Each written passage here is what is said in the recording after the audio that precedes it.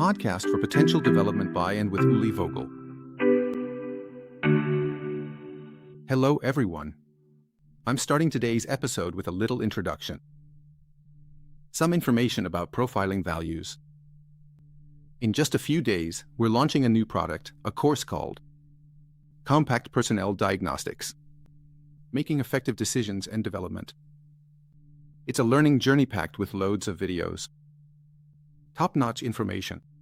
What are we offering there? A holistic and comprehensive introduction to the basics of personnel and aptitude diagnostics. We've included both theoretical and, above all, practical content in more than a dozen instructional videos. It's about how and why to assess scientifically. What are the most common mistakes in personnel selection and development? What added value can we create with personnel diagnostics? Cost savings, increased success, improved quality, high selection accuracy, and so on and so forth. And here, you can take a very practical approach in just a few steps. On the one hand, it's well-founded, but on the other, you can also see it applied directly in practice. You'll learn things that you actually need in personnel and aptitude diagnostics. As an HR professional, consultant, trainer, coach, or as a manager. So, here we can present things very nicely in 5 modules and, above all, determine how you can actually learn and apply personnel diagnostics in a compact way so you can make effective decisions and foster development. Thank you so much for your kind attention, dear listeners. And with that, I would like to extend a very warm welcome to everyone joining us today, dear listeners, for this brand new episode of Wordy Impulse, which is the dedicated podcast for personal and professional potential development. I have a wonderful guest here with me today, someone I've been working with very fruitfully for a long time and with whom I also feel a friendly connection. This is Dr. Markus Blaschka. Markus, a very, very warm welcome to you. Thank you very much, dear Uli, for the invitation, and it's great to be here. Yes, I'm looking forward to our conversation, and beforehand we picked out a few topics where we believe we can help our listeners move forward a bit, offer different perspectives, and maybe even share some insights. We'll start, as I often do, with your career path, but I'd like to weave it together. With a view to our collaboration, we've known each other for a very, very long time now, well over 10 years. So, that's the first point. Second point, your main area of expertise is project management. I think you can share a lot with our listeners in that regard, in terms of drawing their attention to it. Of course, we can't run a whole seminar on it, but I think you have the key points that might really resonate with people. And our third point is leadership. That's something we both have in common. I published a book on that topic last year. You've been working in the field for a long time, and over the years, we've always discussed these topics together. We've exchanged ideas in this area. So, that's definitely going to be interesting as well.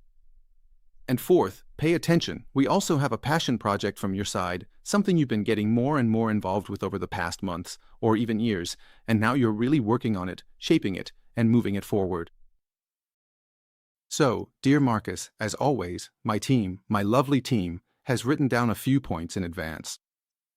Kind of like a profile. I'll go through it a bit, and then I'll ask you here and there why you took certain turns in your life. Our listeners already know that I'm really interested in people's whys.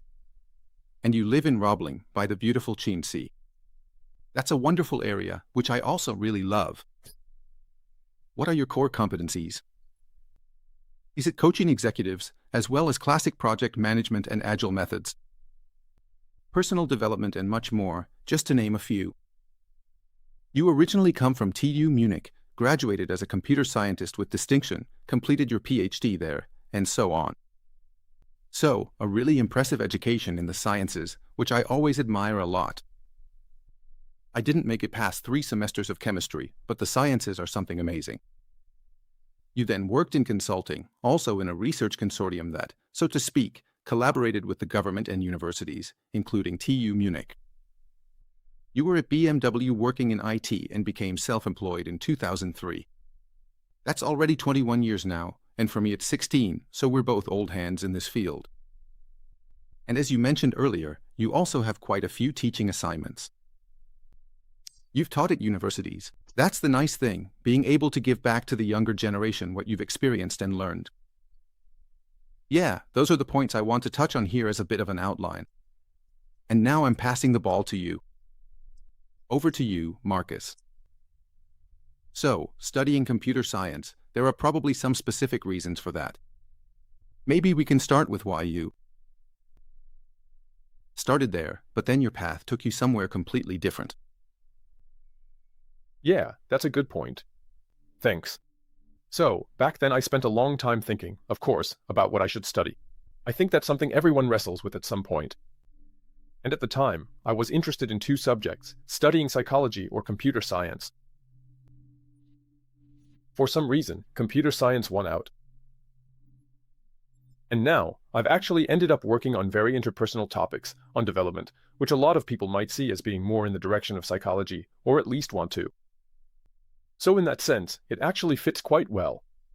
But back then, I just found computer science fascinating because it's also about somehow mapping a system, a process, a workflow from the real world into IT, into program code and things like that.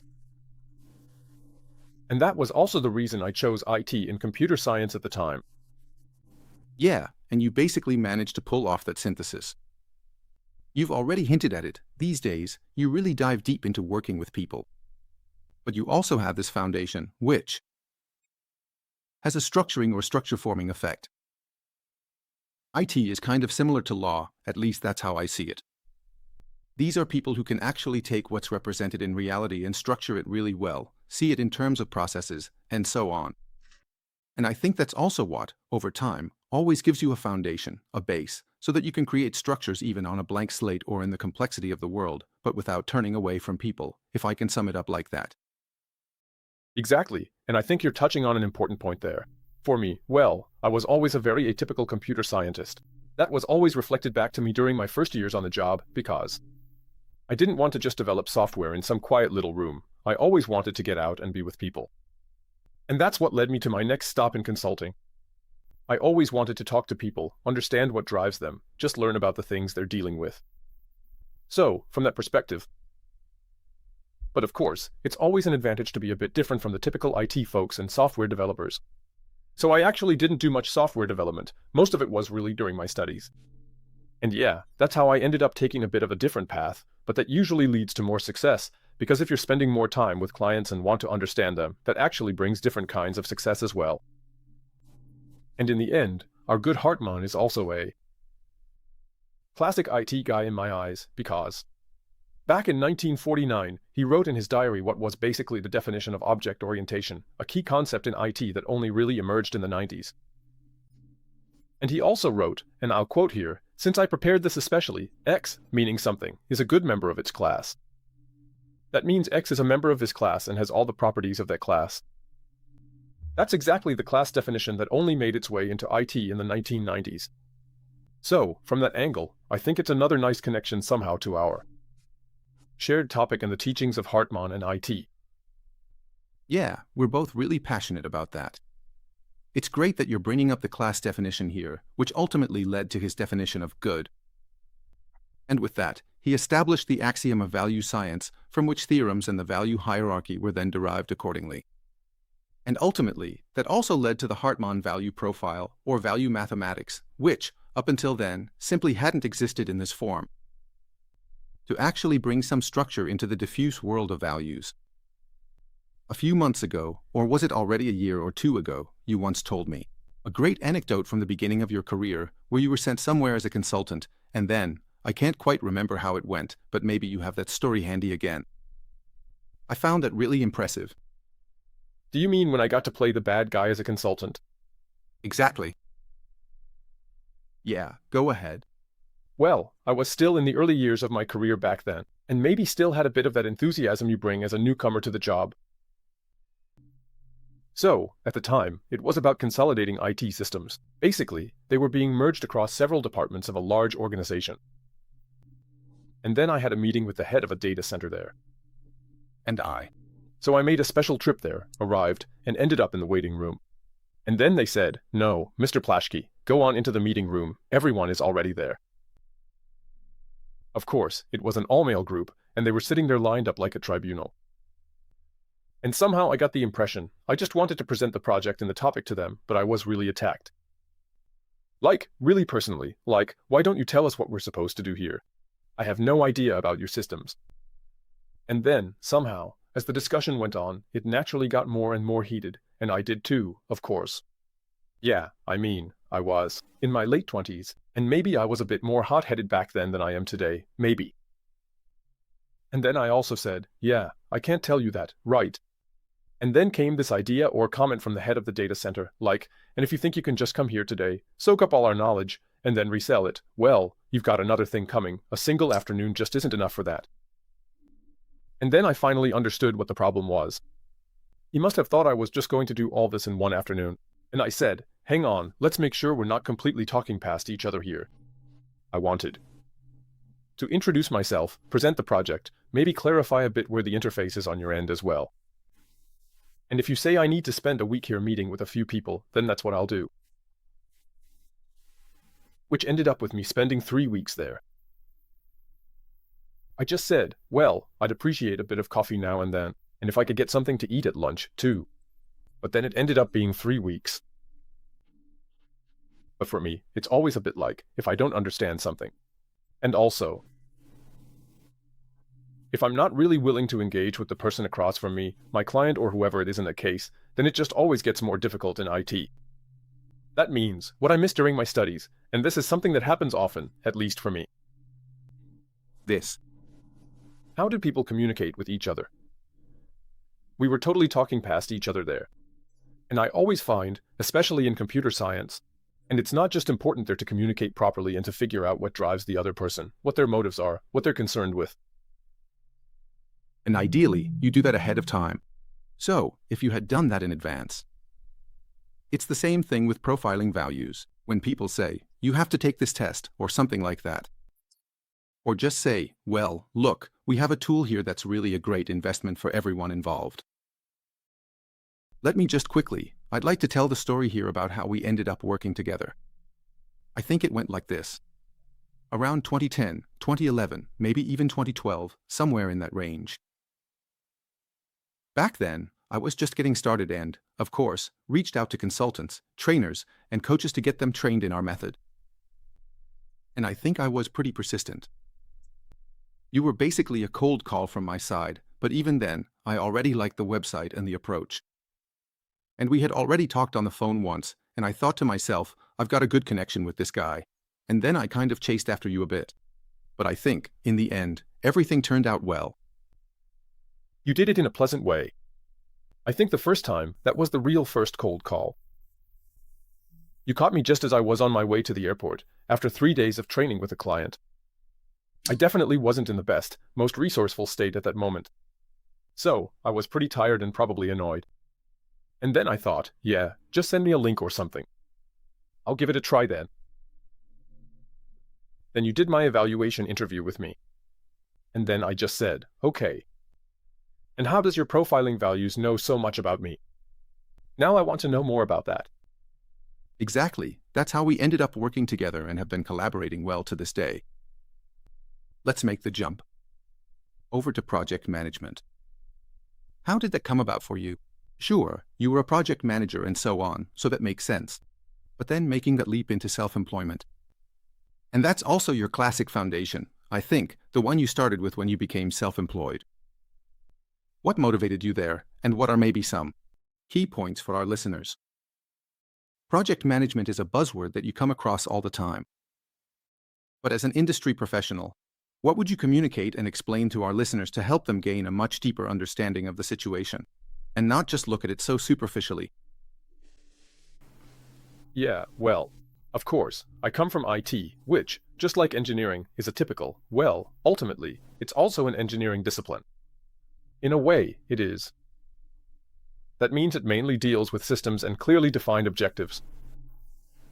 And naturally, in IT, you mostly work on projects as well. For me, project management, and this is certainly my perspective, is above all not just about managing the project itself, meaning the actual topic or content, what it's about, but especially about managing the people who come together in this whole structure. We have certain roles that are filled more or less well.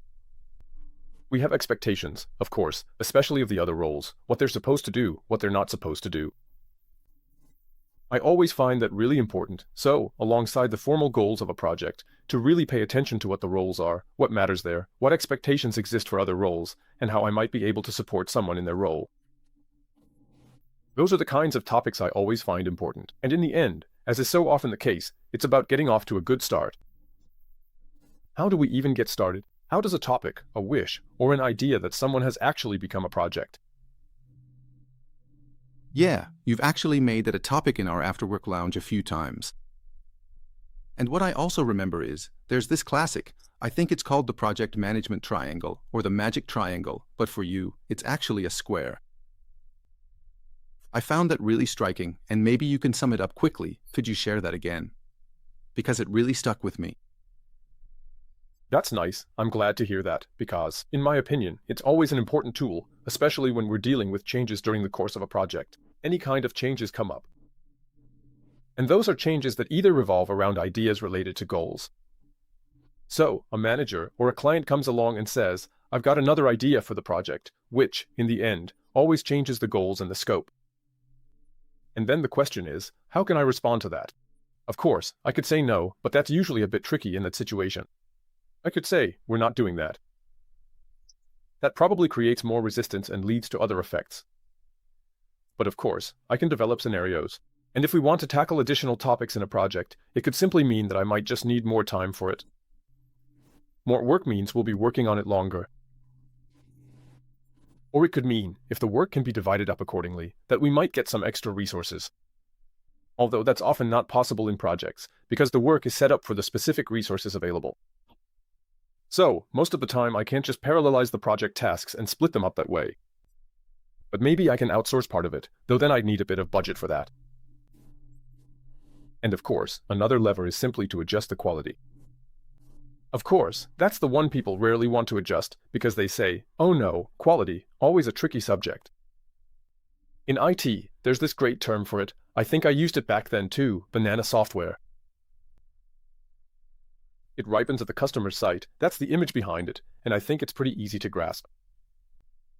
So you do a bit less testing and just deliver the software as is. When it's not fully tested yet, and of course, everyone knows the result. Or another option, I say, if a few more ideas or topics come into the project, then other topics just have to be given a lower priority. And those are already the four corners. So, in the end, that means the topic of goals or scope. The second corner is the topic of time. The third corner is resources, both personnel and financial resources, so basically the budget. And the fourth corner is quality. For me, that's why it's a square, because the so-called magic triangle, as it's often called in many books, only includes quality, resources, and time. And that's just not enough for me, because for me, quality is something where I say, I define criteria and measure how well they're met. But for me, that's something completely different from the goals or the scope of a project. And that's why, for me, it has four corners. Yeah. I can totally understand that. And for me, when I think about quality, in my opinion, you can, of course, this is also a bit connected to the scope, maybe, when new things come up, maybe leave out some of those custom little extras here and there. So to speak, you try to do that, and then it affects both sides. So I think that's a nice first impression. And like I said, I've already had the chance to experience quite a bit. Not a full seminar day with you yet, but those after-work lounges. So for me, when it comes to projects, you're always the go-to person. But let's jump over to the topic of leadership now. On one hand, of course, we're connected through Hartmann. On the other hand, we've already exchanged ideas and put together proposals in various projects. And we've both worked with some clients here and there as well. When you look at leadership and consider the current times, I mean, since 2020 we've had, well, some people call it polycrises, others call it stacked crises, but I'd just say it's a different time compared to the 2010s. I think, by now, here in the mid-2020s, we can safely say that. And of course, that has an effect on leadership. And since you've been in this field since the 2000s, I'm curious, from your perspective, what are the trends and challenges? And how do you deal with them? And maybe, how do your clients, your coaches, handle them as well? Yeah, I'd like to answer that from two perspectives. One is what kind of coaching requests are brought to me. And I get the feeling that 90% of it is just about clarifying one's own role, which, as someone who comes from project work, is always something I can relate to. Because that means, well, what is the role and what doesn't belong to it? And I actually find it really interesting because I also like to point out that the company still has its own homework to do in this regard. Because that means there are also role expectations placed on someone in a particular role.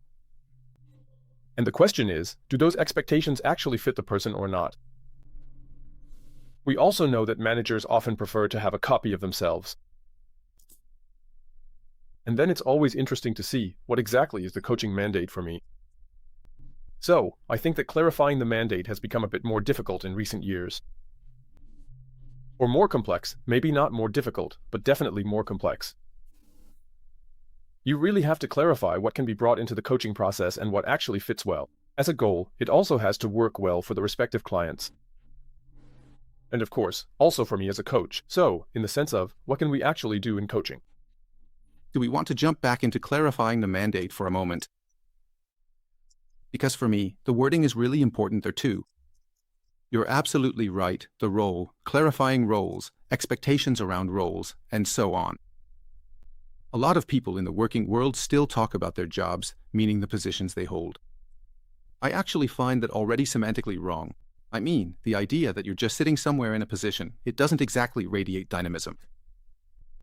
That kind of implies a structure where something just comes at me, or I send something off somewhere. Whereas the role, yeah, that's something dynamic. Stephen Kohler once put it really nicely. He sees it like in the movies. So, you could see a scene, yeah, a man is walking across the street in pouring rain. And now the question is that Leonardo DiCaprio, or is it Ben Affleck, or is it Arnold Schwarzenegger? And I found that really, really instructive. And that's why this role, whether in theater or in film, you say it's tailor-made for me or not. And that automatically implies complexity. Because we're basically moving through the whole game, the scenario, the story of the company. And that also becomes more complex, since our entire economic world is getting more complex. That's why I think this is an important point. Clarifying roles is a really, really important one. And I think customers often don't have that on their radar. Actually, not many do. Some have it on their radar and also know how difficult it is. But as I said, I also like to start off that way. And interestingly, clients often like to bring their job descriptions with them, as you just mentioned. If I get that, then I have to, and a job description, yes, that's a good basis, sure, but what does that actually mean for you? Yeah, I mean, my job isn't to provide the answers on how to live out the job description. And if anything, my job would be to look at that. What is this person particularly good at, maybe in relation to that, and how do they convey it? How do they fill this role? And I find that there's often a lot of uncertainty there.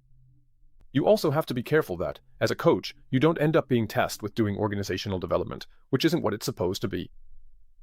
That's not the mandate either. Exactly.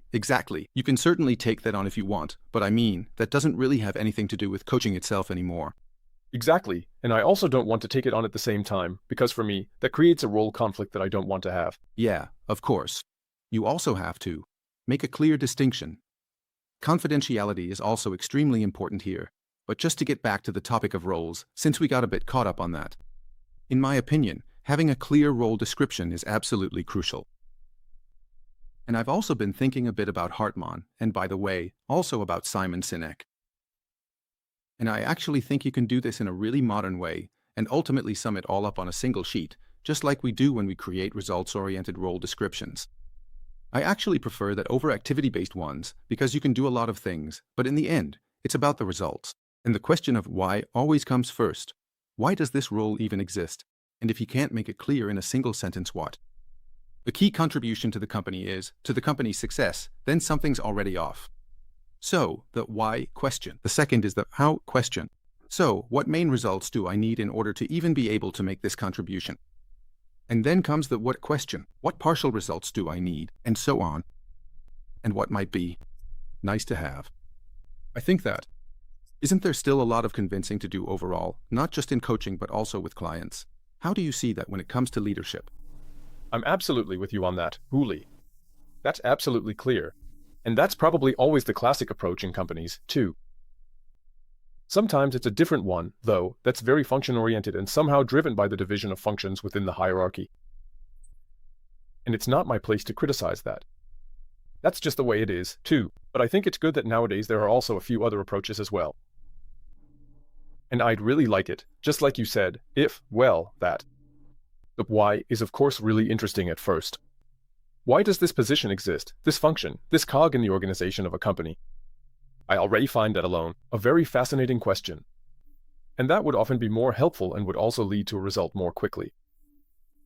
And I mean, if it's then limited, so to speak, to the customer. As such, you still have the option, with the code G, to create spaces for thinking within this, let's say, framework, and to open up spaces for insight. And I think you're very, very experienced in that area. And as I said, I mentioned earlier, we have mutual clients and so on. So of course, I always hear about that too. And you're really successful in that area. So I think, when it comes to leadership and coaching, we have a lot in common. Maybe, if you look beyond clarifying roles, is there anything else you'd say is really urgent, especially important, and worth highlighting, maybe in the last few years? That actually would have been my second point. So, the first thing was basically what companies bring up. And what I notice is that what really helps clients move forward is having real inner clarity. And I mean, with profiling values, we have a tool that already illustrates this brilliantly, and it's something you can always work well with, which is why I really appreciate it. And I'm always amazed, on the one hand, at how clear things are on the inside. Many leaders are, but on the other hand, there's still room for improvement, and sometimes quite a lot of it. So I'm sometimes surprised, because you don't always pick up on that right away, even with all your experience, maybe not on the first or second impression, so to speak. Because, of course, people often present themselves differently on the outside, maybe. Or they're just in the middle of their own period of change. And to answer your question, I think that in these polycrises, or in this crisis-ridden time we're currently experiencing, inner clarity is the absolutely crucial thing in order to be able to perform out there, because no one can really find their way through all these crises anymore, provide answers, or even make any kind of statement about them. None of us can manage that anymore. So that's why your inner stance is so important, which, by the way, leadership research has clearly shown over the past 15 or 20 years, leadership starts from within. In other words, self-leadership. And then, genuine interest in people has to come into play. And only then, in quotation marks, should you let people loose on others. When it comes to leadership, that is. But of course, it's also understandable that in such difficult times, things can get mixed up inside as well. And that's why it's important that there are people like you, and also methods like the ones we offer, to help people get themselves back on track. And in doing so, to develop better judgment as well. And a sense of calm, and simply a different approach than if you're just reacting to pressure, stress, and the like. But now I'd like to switch topics. To your passion project, dear Markus. You've had this on your mind for a long time. We actually talked about it years ago as well. And it's also mentioned here in your profile. From 2021 to 2023, you volunteered as a business mentor at Queer Mentor GmbH. Maybe I'll just hand it over to you now. What is your passion project? Where did it come from, and what are you doing with it now? Gladly. I'll start with where it came from. About a year and a half ago, I had an appointment with my own coach, a men's coach. For me, it was also an exciting experience to see how a men's coach works. It's different. And at some point, I realized there was something there, something inside me. And I just said it out loud, that it's been a long-standing wish of mine, with my coaching experience, to work specifically with gay men, since I am one myself, and really support their development. I mean, helping them develop a mature identity, where sexual orientation is one aspect, an important one, for sure, but still just one of many aspects that lead to maturity. And then I realized, on the one hand, that this is actually a bit of a common thread running through all my topics, maybe even my own. It definitely also reflects my own biography. You can learn a lot about yourself in project management, and even more in leadership. But that also brings me to the topic I mentioned earlier, that for a long time, I've really wanted to do more in this area. And in the past, I always thought, oh come on, this is just one of those topics. Will you even find anyone? Who are you to say anything about it? Plus, it's not really a topic that has any relevance in business anyway. Those were the thoughts that held me back. And then I realized, when I told Christoph about it, we both had tears in our eyes. So it was a highly emotional moment during coaching. That always means that something is happening, something is being resolved or is working itself out. And actually, since that day, I've been much more open and out at work myself. So, even in initial meetings, I've sometimes just casually, almost in passing, come out. As an openly gay man, I've received an incredible amount of positive feedback and really, really positive reactions. It's always quite interesting to see the context. For example, how women, female clients, react when you're sitting across from them as their coach. And they have an issue where they're dealing with a difficult male colleague, and that becomes a topic in the coaching session. And then you just notice that something changes in the room. There's a different energy, a different vibe in the air. And that was kind of the starting point for the whole thing. And yeah, that's how I'm going about things now, but like you said, I'm still sorting things out and figuring things out a bit. In the end, it's going to become a kind of development program.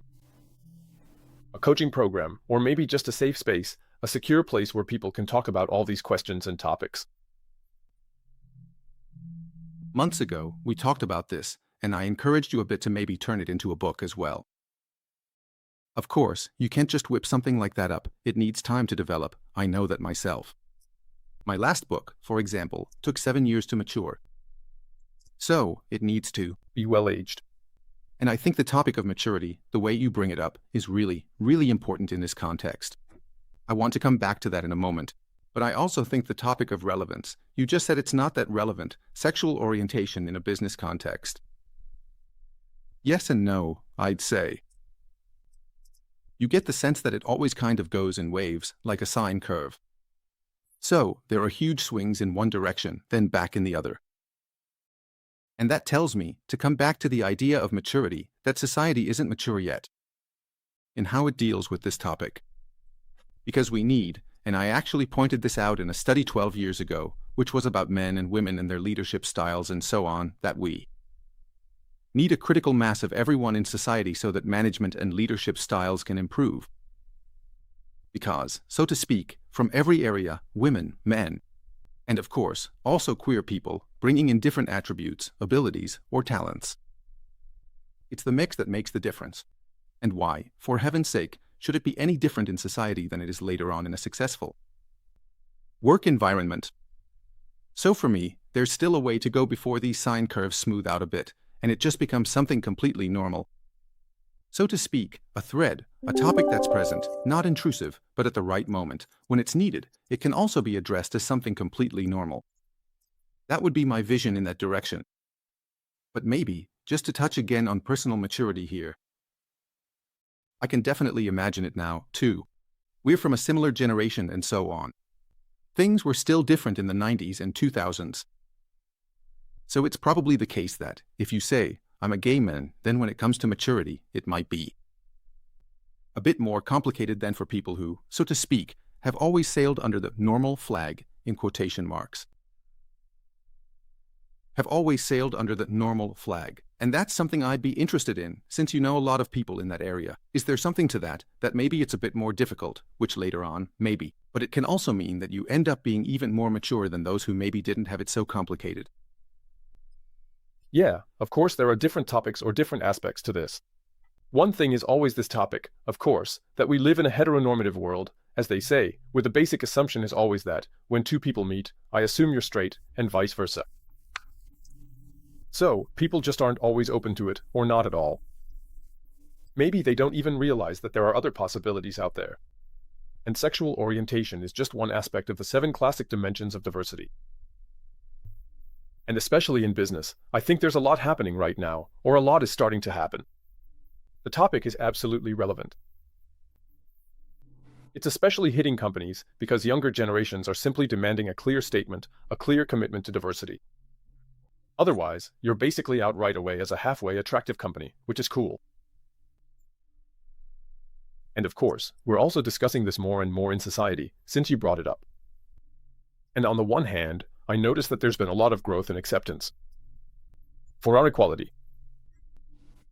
So our equality has definitely progressed, also thanks to things like so-called marriage for all. You have to call it that, right, or same-sex marriage. A lot has happened there, too, of course.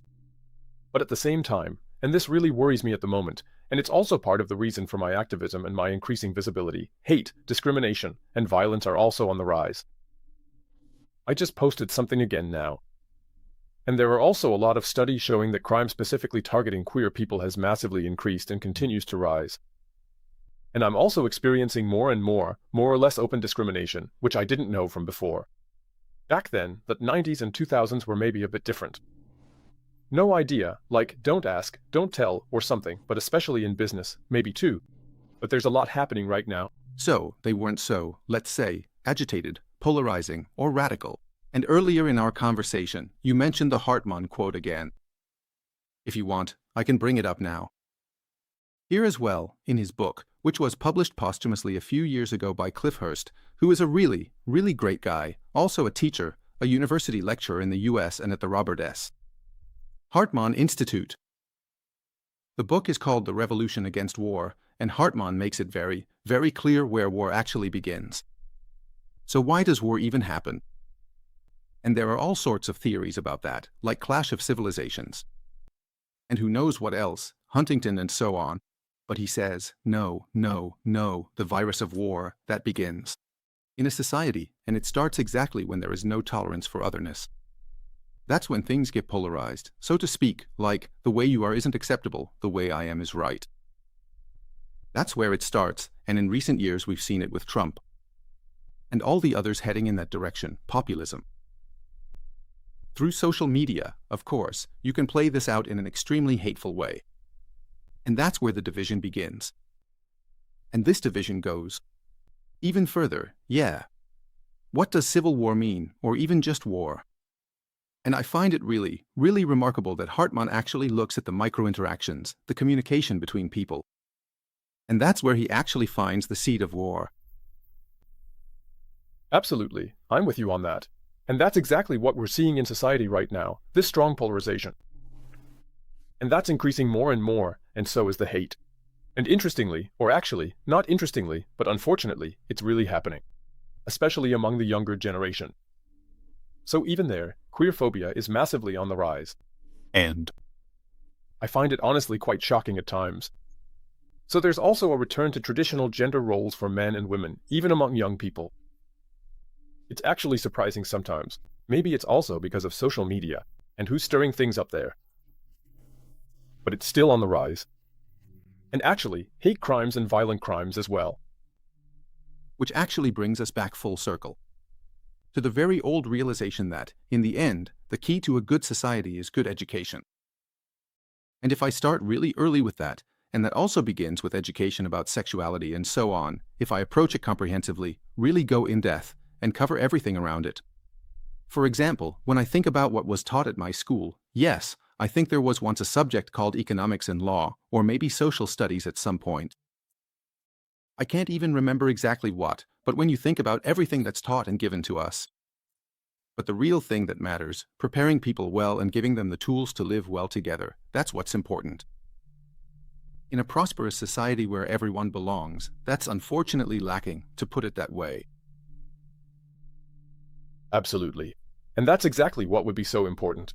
I mean, and here we are again, with Hartman, I think, because I also like to read up on queer power with Hartman again, since in the end, it's also this clear commitment to the idea that a person's worth, their individuality, is the most valuable thing.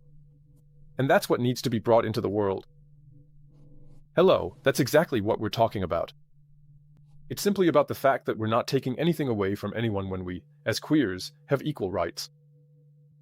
So I always wonder, but you also know, and now we're back to hate, that homophobia ultimately comes from within one's own psyche. It results from having some kind of confusion or insecurity about my own identity. And how much more important would it be to start with this already in school, to simply question different ways of living, to put them to the test, or to say, look, this is one that many people choose, but there are plenty of others as well. And it doesn't matter whether you look at companies again, when we discuss whether there's only the leadership career, meaning a management track, or a specialist career. Diversity would be really exciting and interesting in many areas.